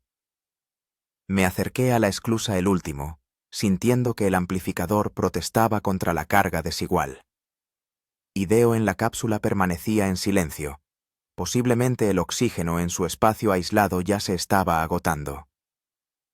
Abriendo la esclusa, Julian activó el panel de control externo y la enorme puerta comenzó a abrirse lentamente. En ese momento, sentí un fuerte golpe. Al girarme, vi que nuestra estación se había acercado a una distancia peligrosa y uno de sus módulos, separado de la estructura principal, volaba directamente hacia nosotros. «¡Dentro! ¡Rápido!», grité, empujando a Nina y a Julian hacia la esclusa que se abría. «¡No hay tiempo!». Se zambulleron en la esclusa, y yo giré el amplificador para protegerlos del trozo de escombro que se acercaba. El impacto fue fuerte. El módulo se estrelló contra el amplificador, lanzándome contra la pared exterior de la esclusa. Sentí que algo se rompía dentro del dispositivo, pero lo principal es que la cápsula con Hideo permaneció intacta. «¡Cierren la puerta!», grité, viendo cómo detrás del escombro seguía la parte principal de la estación, dando vueltas en el espacio como una peonza mortal. Julian activó el cierre de emergencia de la esclusa y la puerta comenzó a moverse más rápido de lo normal. Empujé la cápsula con Hideo dentro y comencé a entrar yo también, pero en ese momento sentí un dolor agudo en la pierna. Al girarme, vi que parte de mi traje espacial estaba atrapada entre la puerta de la esclusa y el marco. «¡Estoy atascado!», grité, tratando de liberarme. «La puerta no se cerrará completamente». «Debemos abrirla e intentarlo de nuevo», propuso Nina, moviéndose hacia el panel de control. «No hay tiempo». Vi cómo nuestra estación se acercaba, lista para demoler la esclusa junto con nosotros. «Hideo, sal de la cápsula y ayuda a Nina y a Julian a cerrar la puerta interior de la esclusa. ¿Y tú?». La voz de Hideo sonaba débil, pero preocupada. «Intentaré liberarme y unirme a vosotros», mentí, sabiendo que era imposible. «Lo principal es que cierren la puerta interior para proteger la estación». Hideo vaciló, pero luego asintió y comenzó a salir de la cápsula. Nina y Julian le ayudaron, y los tres se dirigieron hacia la puerta interior de la esclusa. Los vi desaparecer en las profundidades de la estación y sentí una extraña calma. Mi traje espacial estaba irremediablemente atrapado, y nuestra estación se acercaba a una velocidad implacable. Me quedaban segundos. Marco, Aida, dije al comunicador. Nina, Julian y Hideo están dentro del Tiangong. Están a salvo. ¿Y tú? La voz de Aida sonaba angustiada. Yo. Me callé, mirando la estación que se acercaba. No podré unirme a vosotros. ¡Grigori, no! El grito de Aida fue lo último que escuché antes de que nuestra estación se estrellara contra la esclusa del Tiangong. El impacto fue demoledor. Sentí cómo me catapultaban al espacio junto con una parte de la esclusa.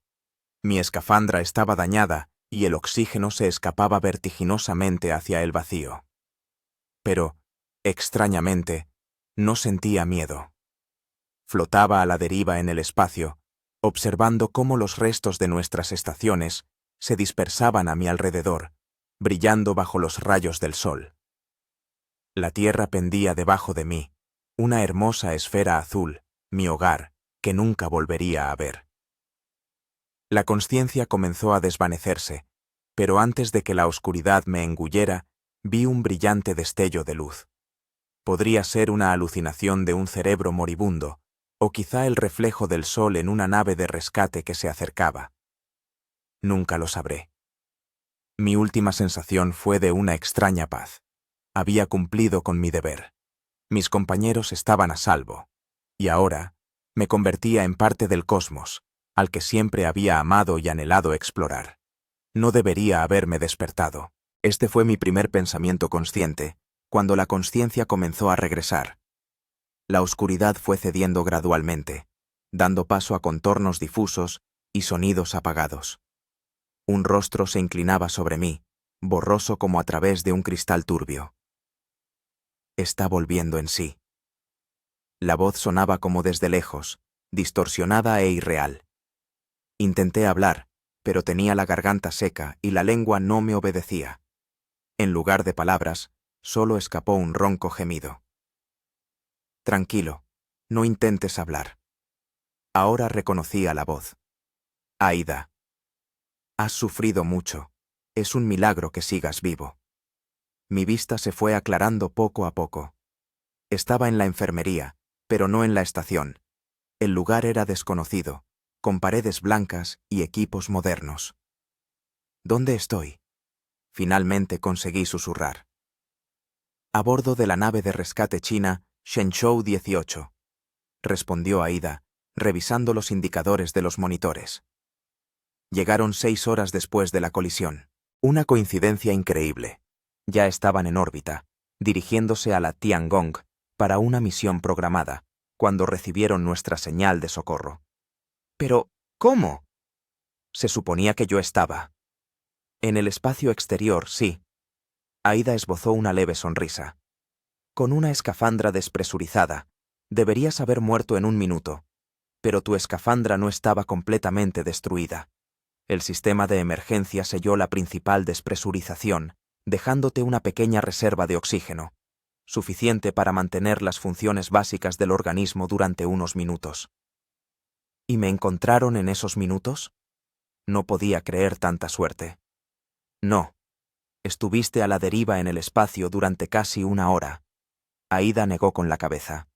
Según todas las leyes de la medicina, deberías haber muerto. Pero ocurrió algo extraño. La temperatura de tu cuerpo cayó drásticamente debido al frío cósmico, casi hasta el punto de congelación. Esto provocó un estado similar a la hibernación profunda. Todos los procesos del organismo se ralentizaron al mínimo. Criocongelación. Susurré, empezando a comprender. Exactamente. Una suspensión criónica involuntaria de las funciones vitales. Cuando la nave china te encontró, estabas clínicamente muerto. Pero decidieron intentar reanimarte utilizando una tecnología experimental. Intenté moverme y sentí una extraña pesadez en todo el cuerpo. Cada movimiento requería un enorme esfuerzo. ¿Los demás? Pregunté, recordando a mis compañeros. Están todos vivos. Aida sonrió más ampliamente. Nina, Julian e Hideo lograron cerrar la puerta interior de la esclusa antes de la colisión. La Tiangong sufrió daños, pero los principales sistemas de soporte vital siguieron funcionando. El comandante Christoph sigue inconsciente, pero su estado es estable. Marco dirigió las reparaciones en la Tiangong hasta que llegó la nave de rescate. Cerré los ojos, sintiendo cómo una ola de alivio me inundaba. Lo habíamos logrado. Todos habíamos sobrevivido. ¿Cuánto tiempo ha pasado?, pregunté, abriendo los ojos. Aida titubeó, y supe que la respuesta no me gustaría. 3 semanas. Finalmente dijo. Has estado en coma inducido la mayor parte de este tiempo. Tu organismo ha sufrido un traumatismo grave debido a la descompresión y la posterior reanimación. Se necesitó tiempo para reparar los tejidos dañados. 3 semanas, repetí, tratando de asimilarlo. ¿Todavía estamos en el espacio? No. Regresamos a la Tierra 5 días después del rescate. Ahora estás en una clínica especializada en Pekín. Eso explicaba el entorno desconocido y la extraña sensación de pesadez. Volvía a estar bajo la influencia de la gravedad terrestre después de meses de ingravidez. ¿Mi familia lo sabe? Sí. Tu esposa Irina y tu hijo Misha llegaron hace una semana. Están aquí, en Pekín, esperando a que te mejores. Puedo llamarlos si te sientes lo suficientemente fuerte. Asentí, sin confiar en mi voz. La idea de volver a ver a mi familia, a la que daba por perdida para siempre, me inundaba de emociones. Aida salió de la sala, y unos minutos después la puerta se abrió de nuevo. Irina entró primero, pálida, con ojeras, pero sonriendo entre lágrimas. Tras ella venía Misha, mi hijo de 10 años, mirándome con una mezcla de miedo y alivio. «Grisha», susurró Irina, acercándose a la cama y tomándome suavemente la mano. «Has vuelto». «Te prometí que volvería», respondí, sintiendo cómo se me humedecían los ojos. «Siempre cumplo mis promesas». Misha se acercó, aún con incertidumbre. «Papá, ¿de verdad estuviste en el espacio exterior sin traje espacial? ¿Como en las películas?» Sonreí débilmente. No exactamente sin traje espacial, pero sí, estuve allí más tiempo que nadie. «Qué guay», dijo con una admiración que solo puede verse en los ojos de un niño. «Eres como un superhéroe». «No, hijo, solo un hombre con mucha suerte». Los días siguientes transcurrieron entre una lenta recuperación e infinidad de pruebas médicas. Mi cuerpo volvía poco a poco a la vida, aunque los médicos me advirtieron que algunas secuelas de mi permanencia en el espacio exterior podrían ser permanentes. Me reuní con el resto de la tripulación. Nina y Julian ya habían sido dados de alta y se preparaban para volver a casa. Hideo se quedó en Pekín, trabajando con científicos chinos en el análisis de los datos que habían logrado rescatar. Marco regresó a Italia, pero me llamaba regularmente por videollamada. El comandante Christoph, para alegría de todos, por fin salió del coma 4 semanas después del accidente. Su recuperación prometía ser larga, pero las previsiones eran optimistas. De Sara recibimos la triste noticia. Su cuerpo nunca fue encontrado, pero la telemetría de su traje espacial, que se logró recuperar de los restos de la estación, demostró que se dirigió deliberadamente en dirección contraria a la estación cuando vio que se acercaba la segunda ola de basura espacial. Su sacrificio probablemente salvó a la estación de daños aún más catastróficos en los primeros minutos después de la colisión. Un mes después de despertar, estaba lo suficientemente fuerte como para asistir a la rueda de prensa internacional sobre el accidente y el milagroso rescate de nuestra tripulación. Representantes de las agencias espaciales de Rusia, Estados Unidos, Europa y China estaban sentados tras una larga mesa, y delante de ellos se congregaban periodistas de todo el mundo. Este es un caso sin precedentes de cooperación internacional en el espacio, dijo el director de Roscosmos. A pesar de las diferencias políticas en la Tierra, en el espacio actuamos como una única humanidad. La tragedia podría haber sido mucho mayor, añadió el representante de la NASA, pero gracias al heroísmo de la tripulación y a la ayuda oportuna de nuestros colegas chinos, pudimos evitar el peor escenario. Me pidieron que contara mi experiencia, y me esforcé por describir no solo los aspectos físicos de la supervivencia, sino también cómo había cambiado mi percepción de la vida, la Tierra y la humanidad. Cuando miras nuestro planeta desde el espacio, dije, todas las fronteras, todos los conflictos parecen tan insignificantes. Solo ves una casa, una frágil esfera azul, rodeada de una vacuidad infinita, y te das cuenta de que todos somos la tripulación de una misma nave espacial llamada Tierra. Después de la rueda de prensa, se me acercó una niña pequeña con brillantes ojos verdes. La reconocí enseguida por la fotografía que había encontrado entre los restos de la estación. ¿Conocía usted a mi mamá?, preguntó Amelia, la hija de Sara. Ella era una persona estelar, como usted. Me arrodillé para estar a su altura. Sí, conocí a tu mamá. Era la persona más valiente que he conocido jamás. Papá dice que ahora está entre las estrellas, dijo la niña con seriedad. ¿Es verdad? La miré a los ojos, tan parecidos a los de su madre, y asentí. Sí, es verdad. ¿Y sabes qué? Cuando tú miras a las estrellas, ella también te mira a ti. Amelia sonrió y me tendió un dibujo. Una ingenua imagen infantil de un astronauta flotando entre las estrellas. Esto es para usted, porque usted también estuvo entre las estrellas. Acepté el dibujo, sintiendo un nudo en la garganta. Gracias, Amelia. Lo guardaré para siempre. Volver a la normalidad no fue fácil. Las secuelas físicas de la permanencia en el espacio exterior incluían problemas cardiovasculares, un sistema inmunitario debilitado y dolores de cabeza periódicos. Pero mucho más difícil fue lidiar con los aspectos psicológicos. A menudo me despertaba en mitad de la noche, jadeando, convencido de que volvía a estar a la deriva en el vacío del espacio con una reserva de oxígeno menguante. A veces, mirando el cielo nocturno, sentía un miedo irrefrenable hacia ese abismo que una vez casi me engulle.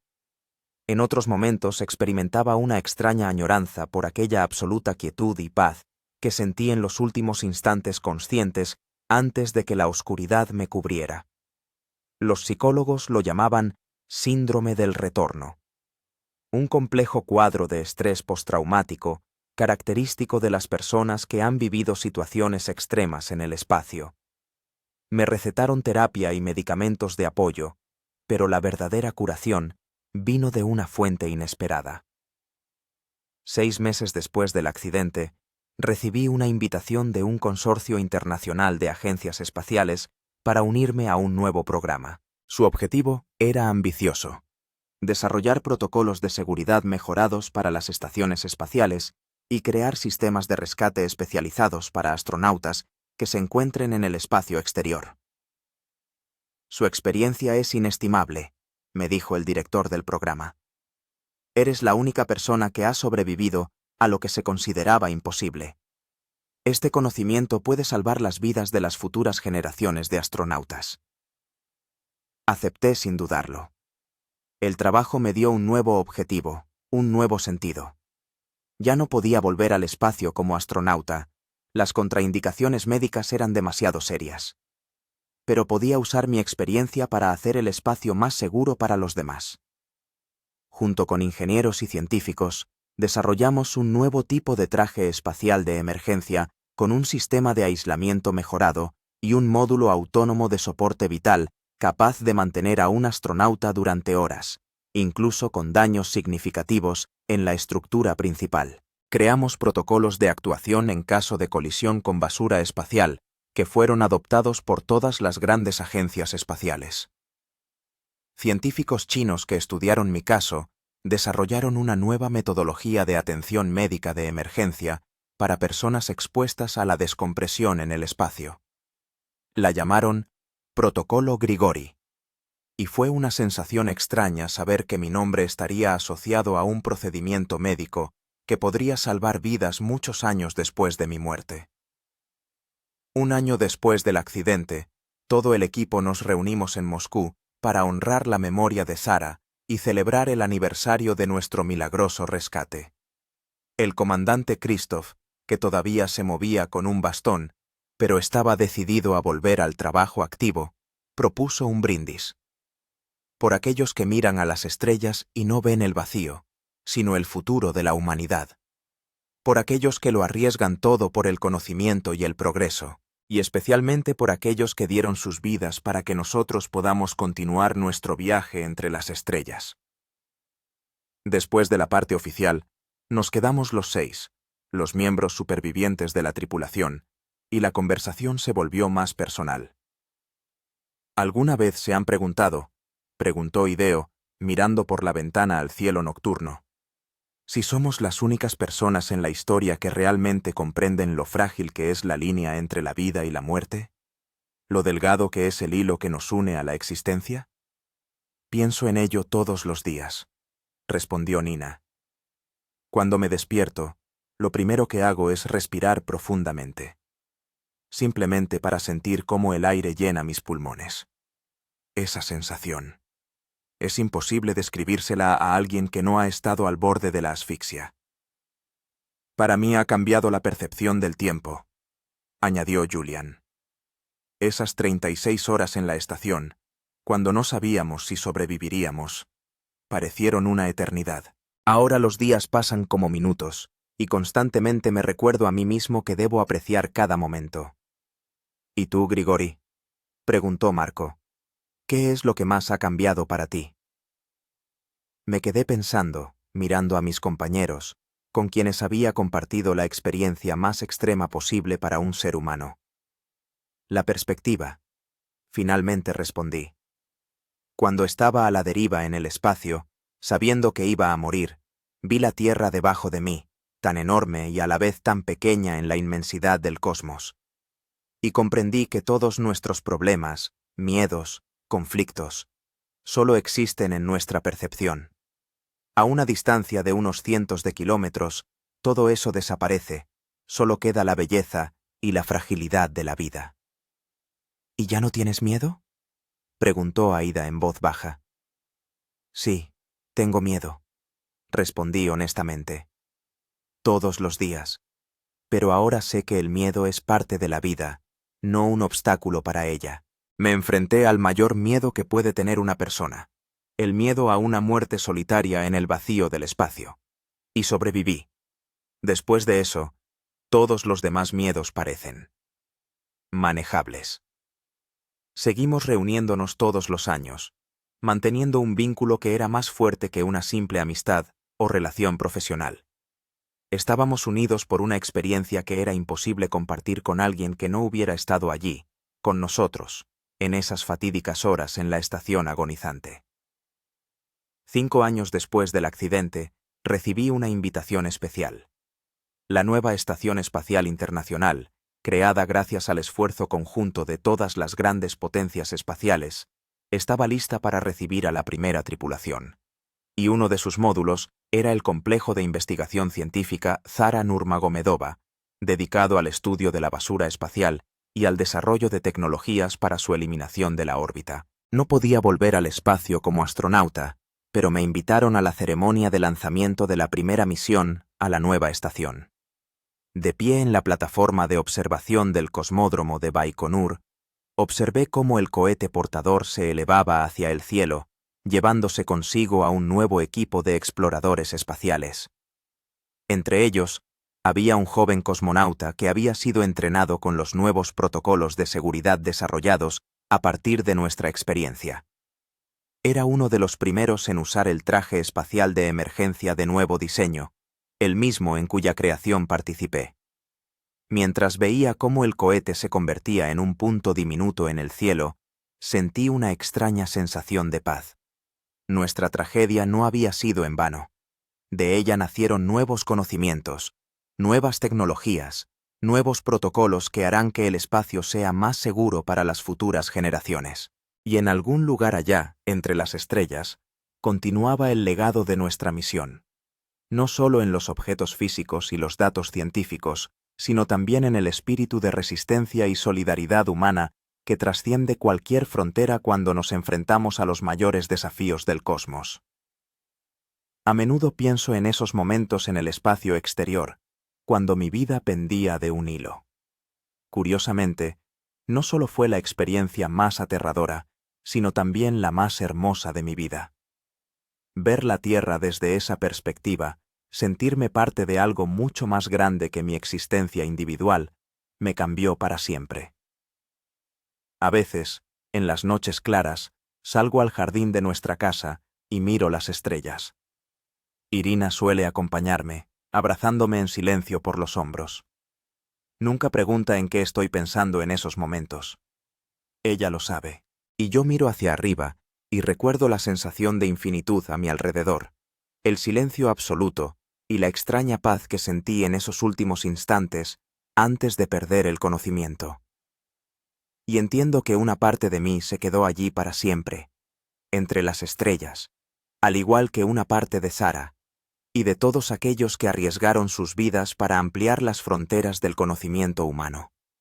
Somos hijos de las estrellas, viviendo temporalmente en la Tierra, pero siempre anhelando regresar a nuestros orígenes cósmicos. Y un día, cuando la tecnología lo permita, la humanidad dará el siguiente paso en su odisea espacial. Y entonces, las lecciones aprendidas de nuestra tragedia ayudarán a los futuros exploradores a viajar con mayor seguridad entre las estrellas, que siempre nos han atraído con su luz fría y distante. Mientras tanto, vivo cada día como un regalo del destino, recordando esos instantes entre la vida y la muerte, cuando me elevaba en la inmensidad del cosmos, contemplando la cuna de la humanidad y comprendiendo lo hermosa y frágil que es nuestra única patria común. Y esta comprensión, quizás, sea el tesoro más valioso que traje de mi viaje a las estrellas y de vuelta.